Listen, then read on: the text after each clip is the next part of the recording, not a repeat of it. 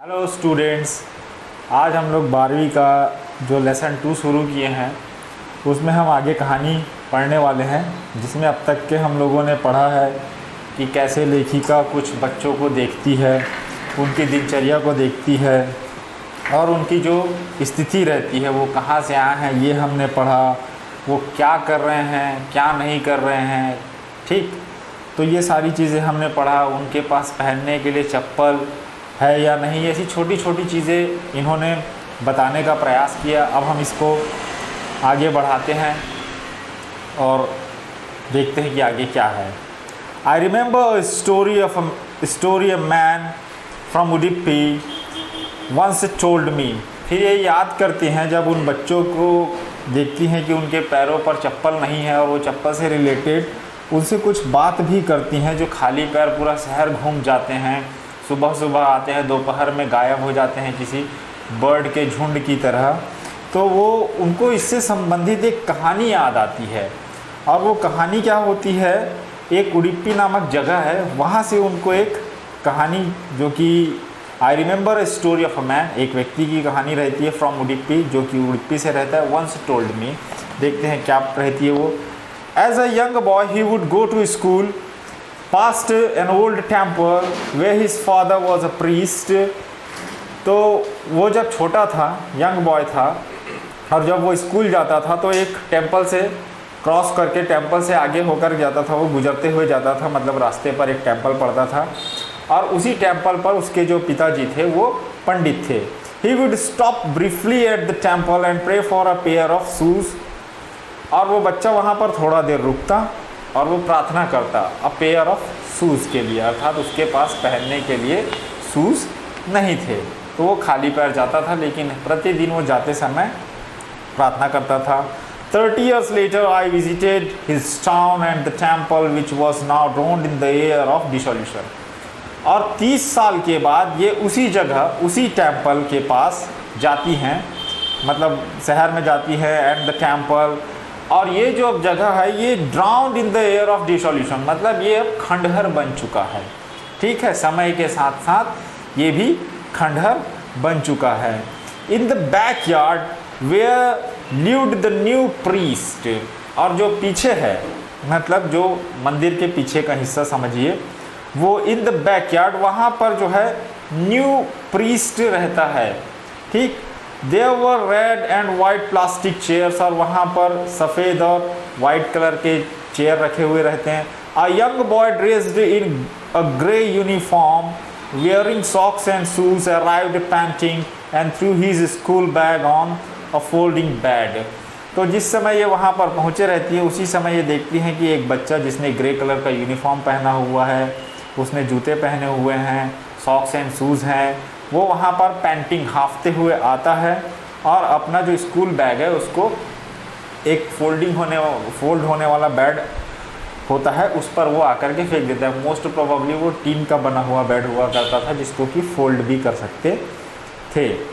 Looking at the boy I remember the prayer another boy had made to the goddess when he had finally got a pair of shoes. तो जब वो उस बच्चे को देखती हैं कि वो आया हाँफते हुए, उसने अपने जूते उतारे और बस्तर को, जो बैग था उसको उसने थ्रो किया किस तरफ, बेड की तरफ। तो जब वो उस बच्चे को देखती है तो उसको किसी दूसरे बच्चे की, लेखक को किसी दूसरे बच्चे की एक प्रार्थना याद आती है, और प्रार्थना में जब बच्चे को फाइनली पेयर ऑफ शूज़ मिल जाते हैं, शूज़ का एक जोड़ा उसे मिल जाता है, तो वो क्या प्रार्थना करता है, let me never loose them. वो भगवान से प्रार्थना करता है कि इन जूतों को मैं कभी ना खोऊं, या मुझसे कभी ना ये गुमे या अलग हों। इसका कहने का मतलब है let me never lose them. तो मतलब वो चाहता है कि क्योंकि उसको फर्स्ट टाइम मिला है, अब क्या पता भविष्य में ऐसा हो या ना हो। तो हर किसी के प्रार्थना की जो स्थिति है उसके परिस्थिति के अनुसार आप यहाँ पर समझने का प्रयास कीजिए।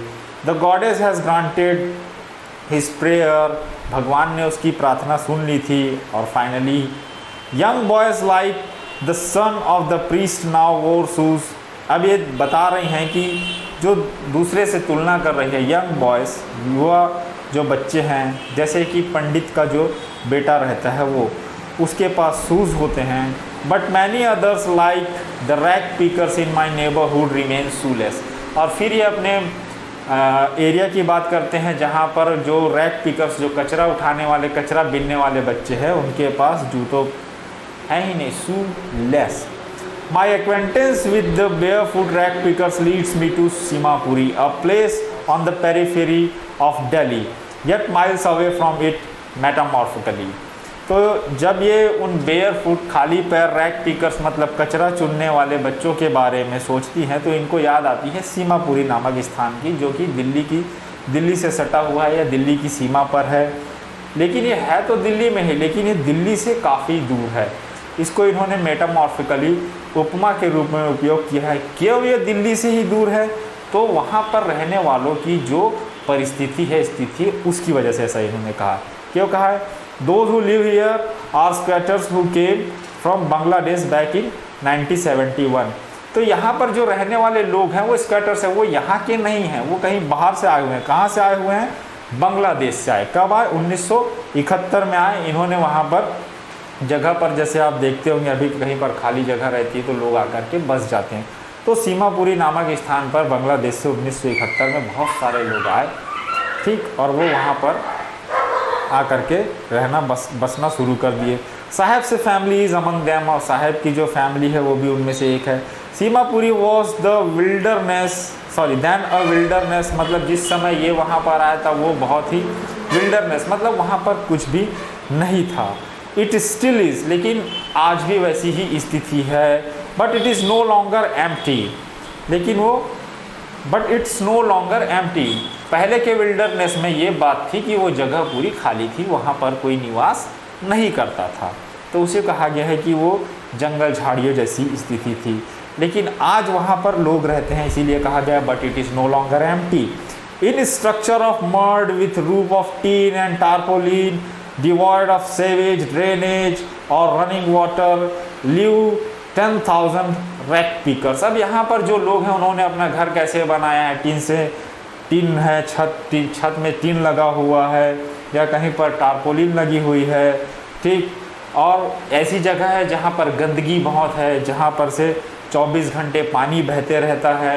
मतलब नीचे लोग ऐसा रहते हैं कि नालियों के ऊपर भी लोग घर बनाए हुए हैं, ठीक है, और नीचे नाली बह रही है और ऊपर में इंसान वहाँ पर निवास कर रहे हैं। ऐसी स्थिति में भी लोग वहाँ पर अपना जीवन बसर कर रहे हैं। और ऐसा 10,000 रैग पिकर्स, कचरा बीनने वाले लोग हैं। They lived here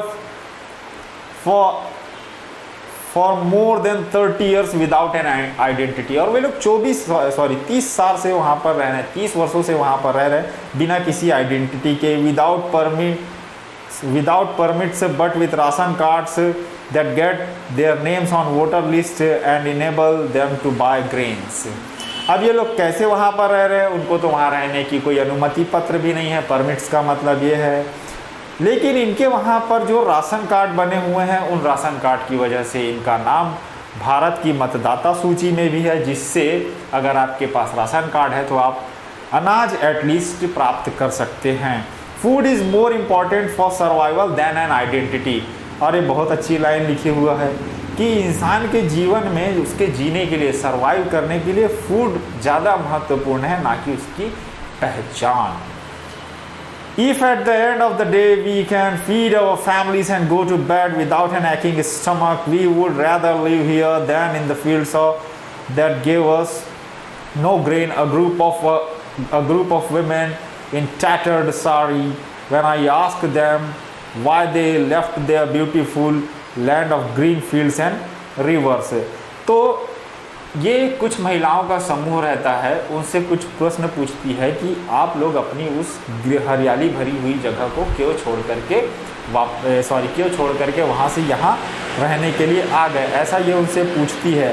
tattered sari का मतलब होता है बेचारों की जो साड़ी की स्थिति रहती है वो भी फटी पुरानी, ऐसा। तो वो उनको उत्तर देते हैं कि यदि हमें आखिरकार दिन में हम अपने परिवार को खाना खिला सकते हैं, या हमारे पास हम ऐसे जगह पर रहते हैं जहाँ पर हम खाली पेट नहीं सोते, हमारे पास व्यवस्था है कि हम खाना खा सकते हैं जिससे हमारा पेट भर सकता है, फीड अवर फैमिलीज, हमारे परिवार का, तो हम ऐसे जगह पर रहना पसंद करेंगे, ना कि हम किसी ऐसी जगह पर रहना पसंद करेंगे जहाँ पर हमें कुछ भी नहीं मिलता, यहाँ तक कि अनाज भी हमें ना मिले तो हम ऐसी जगह पर रह करके क्या करेंगे। ऐसा महिलाओं का एक समूह उन्हें उत्तर देता है। Children grow up in them becoming partners in survival, wherever they find food they pitch their tents that become transit homes। और सीधी सी बात है, इनके लिए जहाँ कहीं पर इनके लिए खाना की व्यवस्था होती है वहाँ पर ये लोग अपने टेंट लगा लेते हैं और ये उनका एक थोड़े समय के लिए सर्वाइव करने वाली जगह बन जाती है। Children grow up in them becoming partners in survival, और बच्चे जो होते हैं इनके वो भी इन्हीं परिस्थितियों में इनके साथ बड़े होते हैं और ये जो सर्वाइवल है, ज़िंदगी जो चल रही है जैसी चल रही है उसमें वो भी भागीदारी निभाते हैं। कैसे? And survival in Seemapuri means rag picking, और सीमापुरी में यदि आप सर्वाइव कर रहे हैं तो इसका मतलब यह है कि आप कचरा बीनने के कार्य में लगे हुए हैं। Through the years it has acquired the proportion of a fine art, garbage to them is gold। और इतने साल बीत गए, अब इन जो बीते हुए साल में जो इनको पहचाना जाता है, जो समझते हैं खुद को, ये उसको भी एक आर्ट की तरह मानते हैं। क्या बोलते हैं कि acquired the proportions of a fine art, garbage to them is gold, garbage उनके लिए सोने की तरह है। ऐसा क्यों? Because it is their daily bread और roof over their heads, even if it is a leaking roof, but for child it is even more। वो बताते हैं कि इन गार्बेज की वजह से डेली ब्रीड मतलब उनका रोज़ की जो खाने की व्यवस्था होती है वो यहीं से होती है। इनके सर पर जो छत है वो उस गार्बेज से ही बना पाए हैं, जो भी उनको वहाँ पर से कमाई होती है। भले ही इनका घर लीकी हो, उसमें बहुत सी परेशानियाँ हों, ठीक, लेकिन अगर बच्चों की इस दृष्टिकोण से देखें तो बच्चों के लिए उससे कहीं ज़्यादा महत्वपूर्ण है। क्यों महत्वपूर्ण है? I sometime find a rupee even a 10 rupee note, Saheb says his eyes lighting up. याद रखिए, हमने शुरू में पढ़ा था, पहली लाइन यही थी कि आई समटाइम्स फाइंड अ रुपी। साहेब ऐसा कहता है कि मुझे कभी कभी 1 रुपया मिल जाता है और कभी कभी 10 का नोट भी मिल जाता है। और जब वो ऐसा कहता है तो उसकी आंखें चमकते रहती हैं। When you can find a silver coin in the heap of garbage, you don't stop scrounging। और फिर वो बताता है कि जब आपको एक सिल्वर का कॉइन मिल जाता है कचरे के ढेर में तो आप वहाँ पर ढूंढना बंद नहीं करते। It seems that for children garbage has meaning different from what it means to their parents। इससे ये पता चलता है कि यदि बच्चे को गार्बेज में एक ऐसी चीज़ मिल जाती है जिसके 2 अर्थ हैं। एक बच्चे के लिए, जो वो बच्चा सोच रहा है कि मुझे इतनी बड़ी, जैसे 10 का नोट मिल गया तो बच्चा उसे अपनी बुद्धि के अनुसार सोचता है कि 10 रुपये हैं ये। लेकिन उसी चीज़ को अगर बड़े लोग जब उसके देखते होंगे तो वो किसी दूसरे तरीके से सोचते हैं। तो ये कहा गया है कि different meaning, different from what it means to their parents, मतलब माता पिता के लिए जो चीज़ मिली है उसका जो अर्थ है और बच्चों के लिए जो अर्थ है वो दोनों में अंतर होता है। For the children it is wrapped in wonder, मतलब बच्चों के लिए ये पूरा आश्चर्यचकित करने वाला है। अगर किसी चीज़ पे लिपटी हुई कोई चीज़ उनको मिल जाती है और वो खुलती है तो। For the elders it is the means of survival, लेकिन जो बड़े लोग हैं उनके लिए ये एक सर्वाइवल का माध्यम है, उनके जीवन जीने का एक तरीका है। One winter morning I see Saheb is standing at the fence gate of neighbourhood club. एक सर्दियों की सुबह में ये देखती हैं लेखिका कि साहेब जो है वो एक फेंसिंग गेट, जो कि पड़ोस में ही जो नेबरहुड क्लब मतलब जहाँ पर खेल वेल खेला जाता है वहाँ पर खड़े रहता है गेट के फेंसिंग के पास। Watching 2 young men dressed in white playing tennis, I like the game he hums। और ये जो साहेब है वो गेट के बाहर खड़े होकर के 2 लोगों को टेनिस खेलते हुए वहाँ पर देखते रहता है और ये कहता है कि मुझे ये गेम पसंद है। Content to watch it standing behind the fence, और वो इस बात से संतुष्ट था कि वो उस गेम को एटलीस्ट फेंसिंग के पास खड़े होकर के देख तो सकता था। I go inside when no one is around, he admits the gatekeeper lets me use the swing। और ये कहता है कि जब कोई नहीं रहता वहाँ पर, जब कोई खेलता नहीं तो ये वहाँ पर चला जाता है और जो गेट कीपर है वो इसे अंदर जाने के लिए दे देता है। ये वहाँ पर जो कुछ झूले हैं उनका यूज़ कर लेता है, प्रयोग कर लेता है। Saheb two is wearing tennis shoes that look strange over his discoloured shirt and shorts. और साहेब जब वहाँ पर खड़े होकर के देखते रहता है तो वो भी शूज़ पहने रहता है, लेकिन उसके जो शर्ट और शॉर्ट्स रहते हैं वो अलग अलग कलर के रहते हैं। देखना टेनिस प्लेयर लोग की जो ड्रेस रहती है वो एक जैसी रहती है। Someone gave them to me, he says in the manner of an explanation। और वो बताता है कि किसी ने मुझे ये ड्रेस दिया है, एक्सप्लेनेशन के तौर पर बताता है कि कहाँ से आए मेरे पास ये कपड़े। The fact that they are discarded shoes of some rich boy who perhaps refused to wear them because of a hole in one of them। और ये बात सच थी कि वो किसी अमीर बच्चे ने उन चीज़ों का उपयोग करना बंद कर दिया था। जैसे कि जो जूते वो पहना था उनमें से एक जूते में छेद था, होल था, तो उसकी वजह से उसने उनको पहनना बंद कर दिया। डज नॉट बॉदर हिम, लेकिन इस बात की परवाह इस बच्चे को नहीं है, साहेब को नहीं है, जिसने उन फटे जूतों को पहना हुआ है। For one who has walked barefoot even shoes with a hole is a dream come true. ऐसे बच्चे के लिए जिसने कभी जूता पहना ही नहीं, अगर उसे ऐसा भी कोई जूता मिल जाता है जिसमें कि एक में छेद हो तो वो उसके लिए सपनों के पूर्ण होने के जैसा है। But the game he is watching is so intently is out of his reach. लेकिन जिस गेम को वो बड़े ध्यान से देख रहा है, वो गेम उसके जो खेल, टेनिस का जो खेल है, जिस खेल को वो देख रहा है, वो खेल उस बच्चे की पहुंच से, अर्थात कभी वो बच्चा उसको खेल पाए, उससे बहुत दूर है। तो आप लोग यहाँ तक के बड़े ध्यान से इसको पढ़िएगा। And will see you in the next.